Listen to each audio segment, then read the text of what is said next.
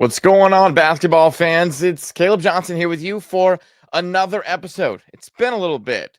I feel like we kind of gave you a little bit of a teaser a couple months back to get you ready for basketball season. At that point, it felt like the season was so far away. It felt like we had so much time until it would finally arrive, but we've reached that point. We've reached that time and place where Media Day has hit full strength and we're moving forward to training camp. Excited to be with you guys along the way with this podcast, Atlanta Basketball with Caleb Johnson. Go ahead and give me a follow on social media if you don't already at ATL Johnson 18. Of course, follow the radio station 929 The Game.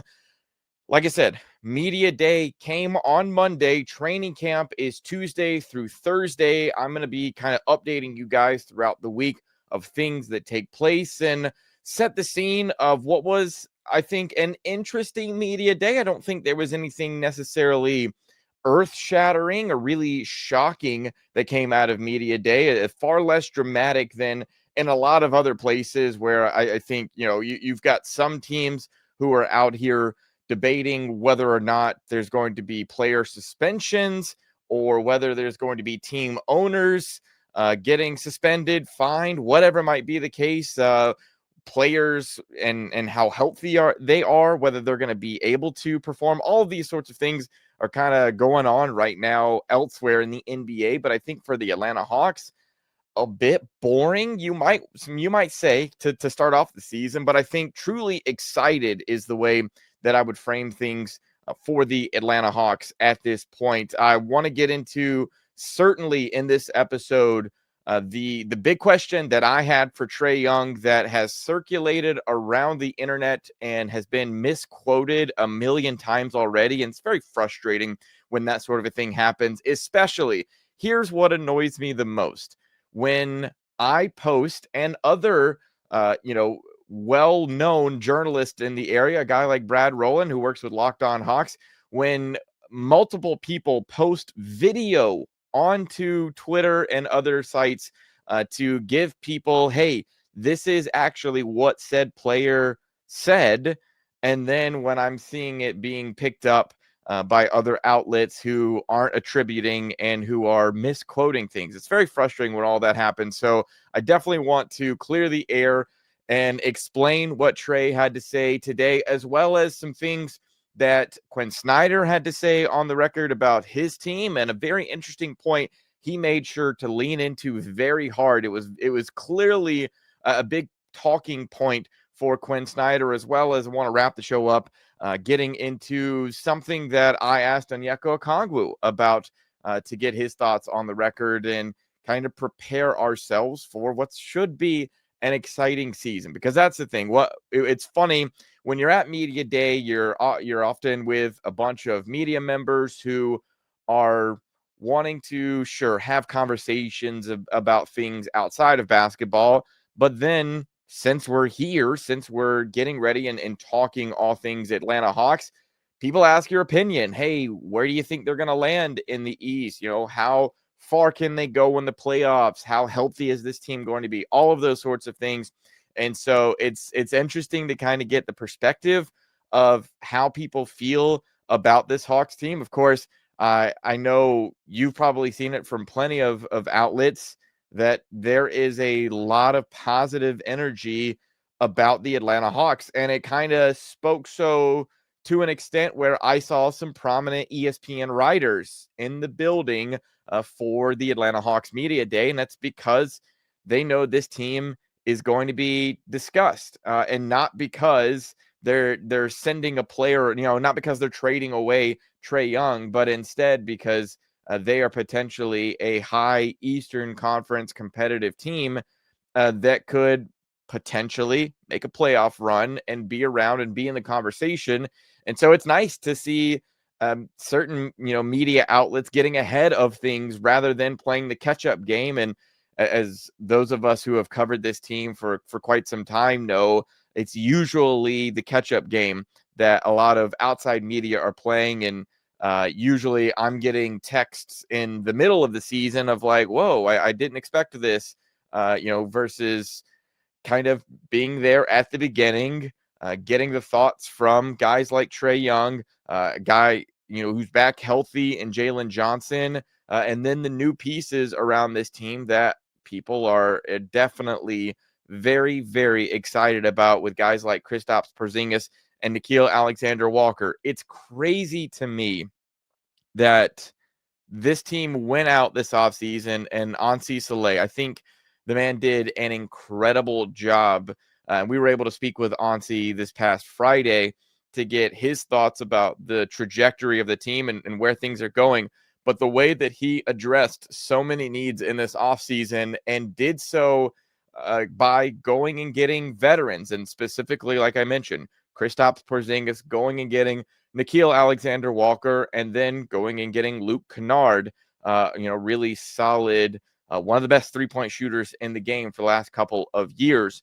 And so it's crazy to me that the Hawks went out and addressed positions of need by getting veterans, and yet the talking point that comes away from Hawks Media Day is how the Atlanta Hawks are the third youngest team in the NBA, only behind the Brooklyn Nets, who are the youngest team, and the Charlotte Hornets, who are the second youngest team.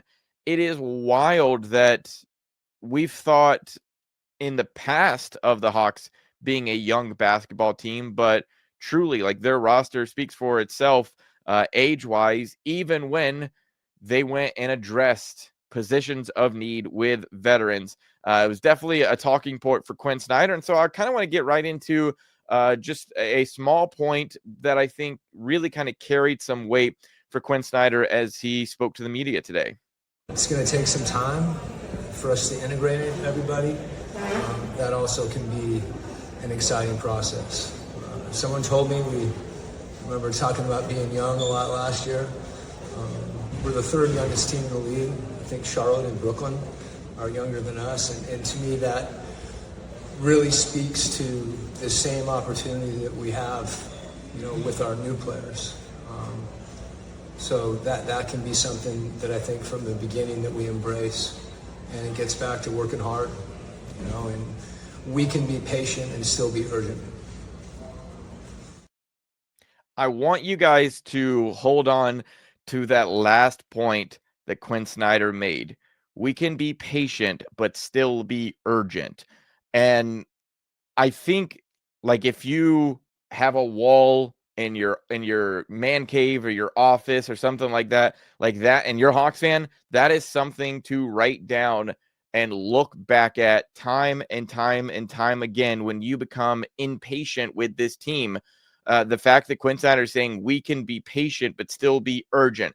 Patience is, we're not going to overreact to a couple of wins or a couple of losses. We're not going to overreact to, what is going to be a very long regular season, and instead know that there's going to be growth. But in that same respect, know that, hey, we can't just be lollygagging around. We can't just be waiting for 3 years from now we'll be a better team. Like, you have to be putting in the work as you're going along and showing growth without maybe rushing things. I've talked before on this podcast about not rushing the process, whereas, Philly had that long time as trusting the process. And I think a lot of fans want to rush the process for the Hawks, and Quinn Snyder is giving some measure of pump the brakes. Let's be patient, but have our players be urgent, have a sense of urgency with how they want to grow their game and how they want to gel with this team. Because the one thing that people get really excited when they see on paper what the Atlanta Hawks have added. When you know that you've got Trey Young coming back for his 8th season, you've got Dyson Daniels coming off of nearly being Defensive Player of the Year, but winning Most Improved Player. You added Nickeil Alexander-Walker. You've got Zachary Rizachet coming back for his 2nd year, adding on some muscle and looking really good. You've got a healthy Jalen Johnson. You've got Onkongu in that backcourt, and you've got Kristaps Porzingis, and however, the options kind of want to look like in that respect. Like, you have so much to be excited about on paper, but this team will play together for the first time in training camp on Tuesday. Like, that's going to be the first time this whole group gets together. And so to have expectations that they're just going to be great right out of the gate is really asking too much, I think. It was still worth making the moves that they did, because you think even a guy like Kristaps, who's on a 1-year deal, even with Trae, who doesn't have a deal yet, and we'll get into that later in the podcast, that the potential is for at the end of the season for them to be able to prove themselves and make a playoff run.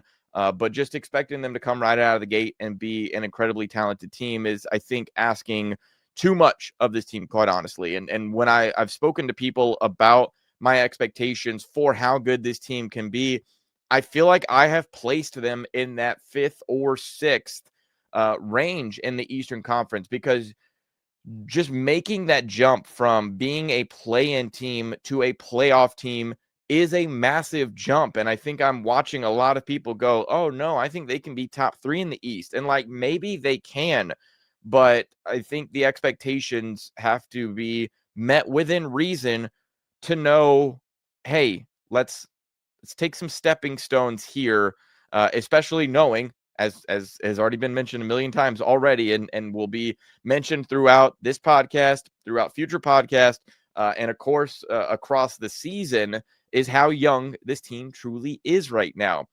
So I appreciated Snit. Wow, crossover for another Atlanta team, but that team's done. For Quinn Snyder to kind of put some perspective on this, and maybe pump the brakes a bit for a fan base who I know is salivating, wanting success, because obviously it's been a lot of disappointment. It's been a lot of trying things and failing, and so I know there are some of you who aren't going in on the, oh, this is going to be a top three team in the East, and you're going for the, oh, probably just going to make the play-in again, because we've seen this before.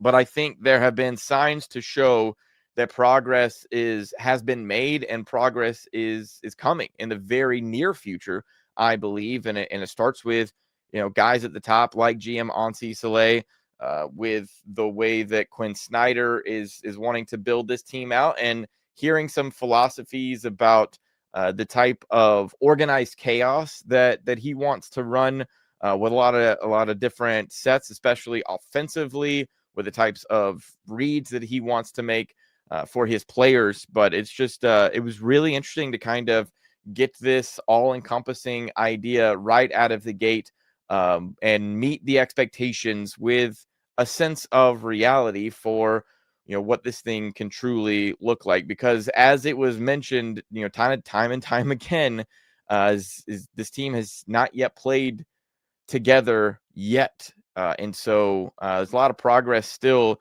that needs to be made. Now, I want to move on into a certainly big topic of conversation that came from a question that I asked to Trey Young. Was very thankful to the Hawks communications department letting me get one extra question in. It's interesting when you have these media day setups, you try to sit somewhere where you can maybe be up front or close, but oftentimes it's a game of, hey, where's the microphone? And so we went through a series of questions with Trey Young today, on a various, on a host of different topics. But ultimately, I thought one that needed to be asked was the simple fact that the Hawks went into this offseason with the option of extending Trey Young and having him at least appear to be a part of this team long term. Right now, Trey Young has what I believe is a $48 million player option that he can pick up at the end of this upcoming season. But it seems very likely that he will enter free agency and want to take a listen to what is out there, especially depending on how good this Hawks team ends up being. So on the one hand, it would have been good to lock up a player like Trae long term. However, on the other hand, when you look at a team like the Spurs with De'Aaron Fox giving him a max extension contract.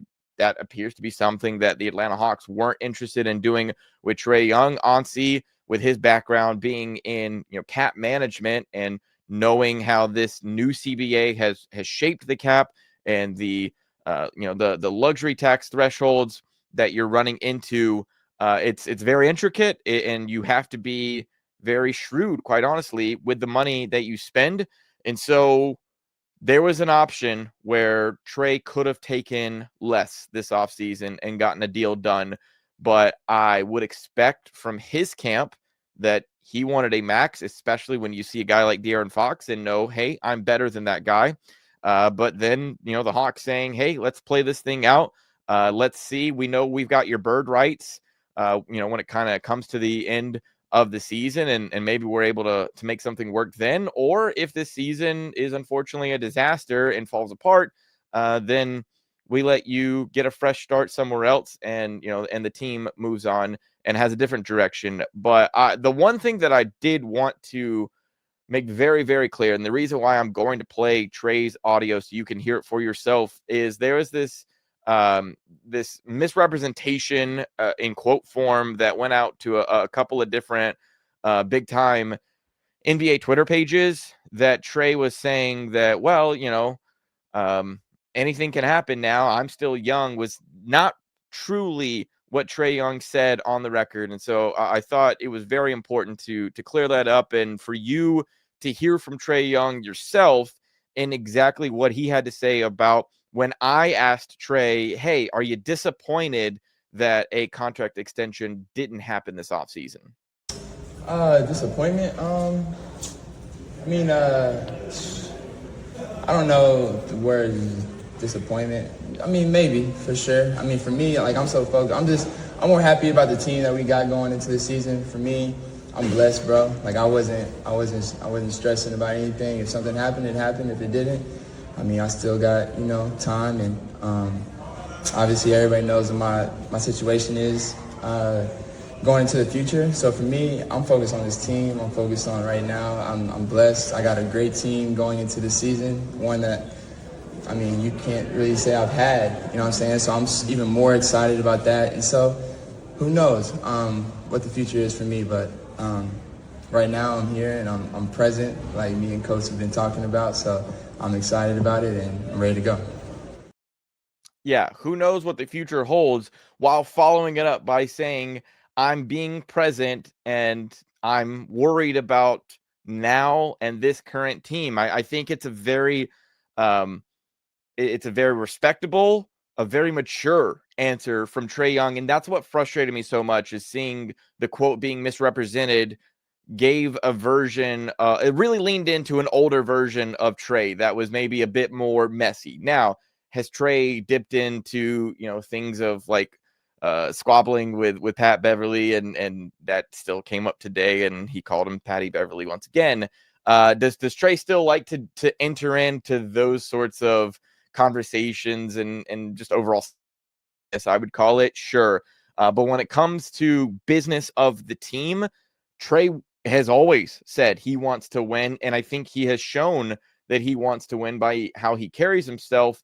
And in handling this question about not getting a contract extension done, it was like, yeah, everybody knows what's going on, which I feel I took for him saying, Onsi knows what I want. My camp knows what I want.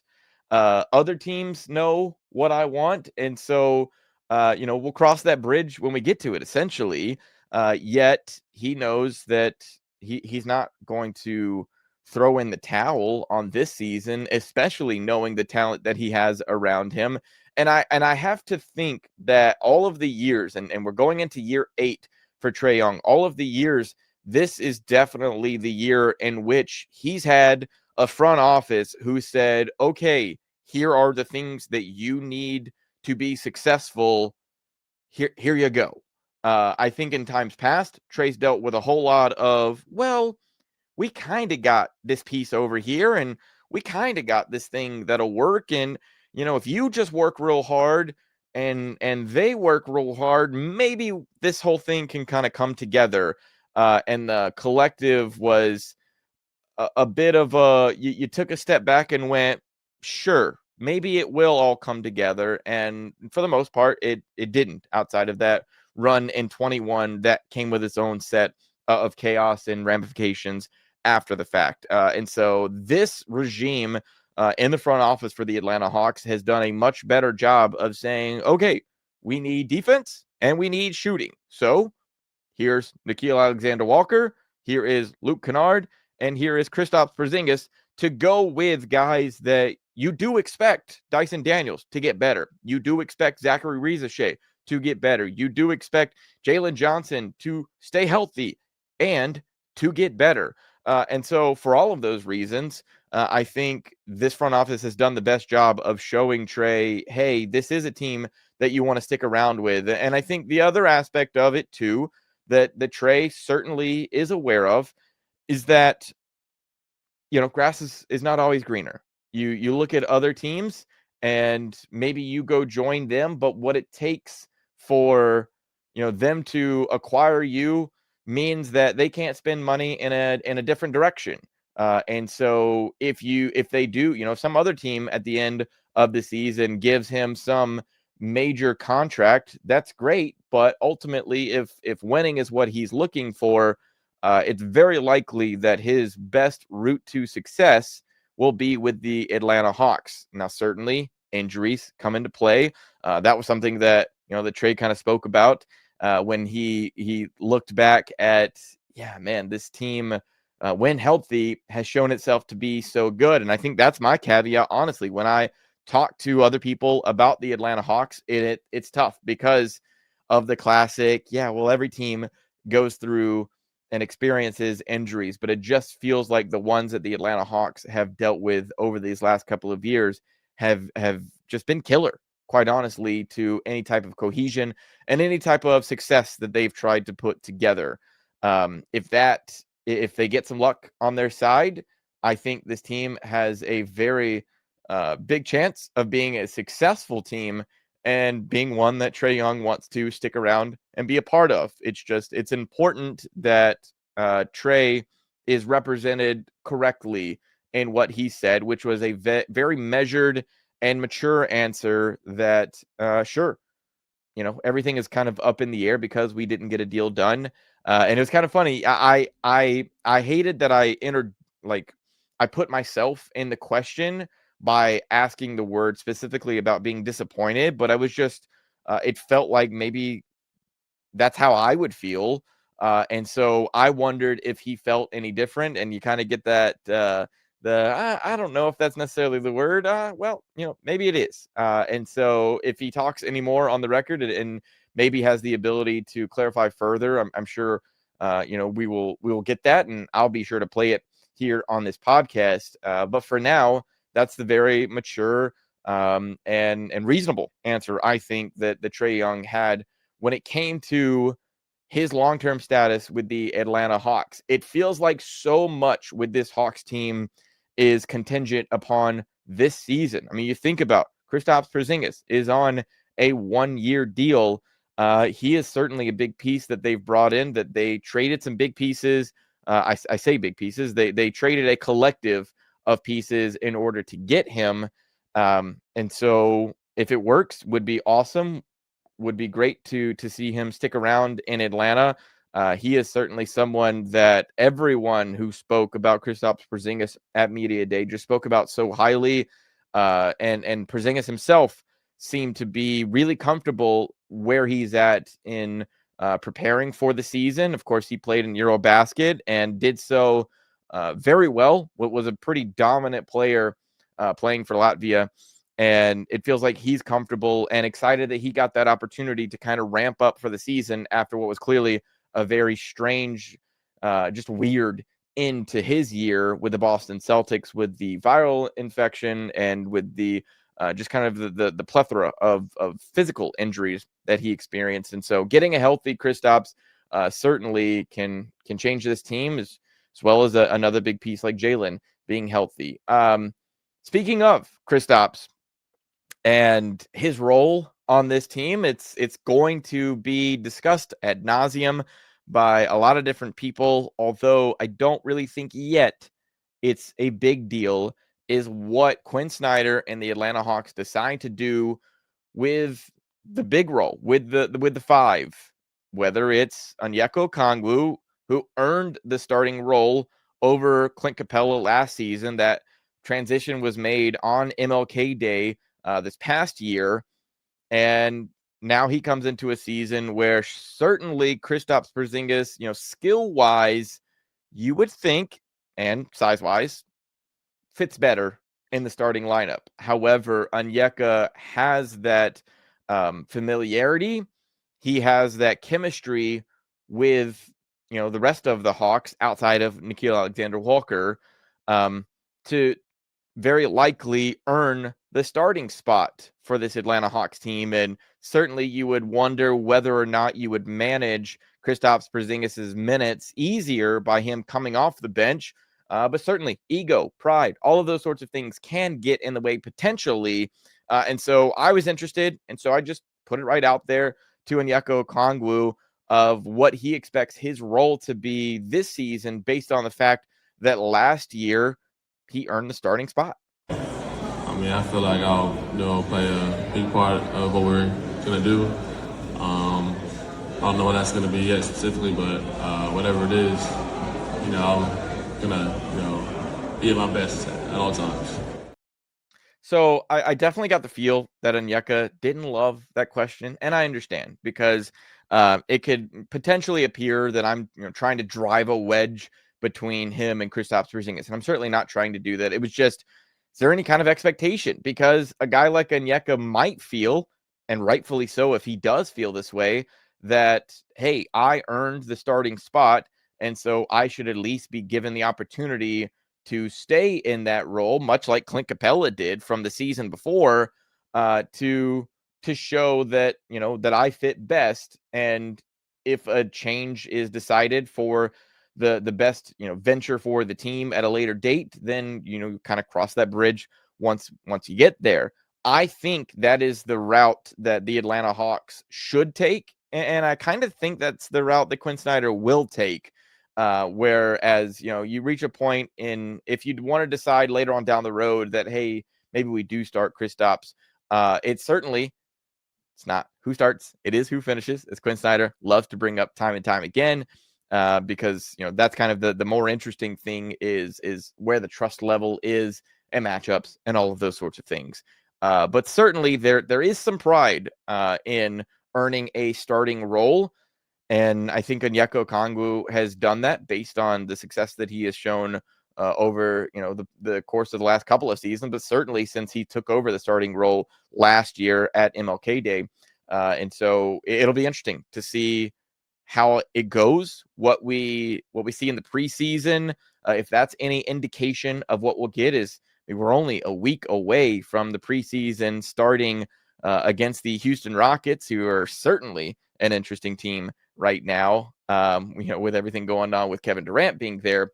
But it's going to be something to monitor with what Quinn Snyder decides to do with Onyeka Okongwu and Kristaps Porzingis, and that five role. That something I'll spend time in a future podcast, I'm sure, talking, kind of dissecting more of all of the media day audio, because let me tell you, there is so much media day audio that can kind of be talked about over the course of the next couple of weeks as we get through training camp and through the preseason. And certainly one outlook is kind of this revolving rotation that has Onyeka Okongwu, Jalen Johnson, Kristaps Porzingis kind of bouncing around through in a various plethora of ways that Quinn Snyder will get to be a mad scientist about and try to pick apart other teams in the best way that he sees fit. But that's just kind of an initial outlook of Media Day, a bit of a welcoming back. Thank you guys for listening to Atlanta Basketball with Caleb Johnson. I'll be back with more future episodes, and we'll try to get this a bit of a consistency with regular content, especially through this week of training camp and the preseason headed into the regular season. And guys, we're back. we're here. And so it's exciting to get to talk some Hawks basketball. Until next time, go ahead and give me a follow once again on social media at ATL Johnson 18. Give the radio station a follow at 929 The Game. Until next time, have a good one.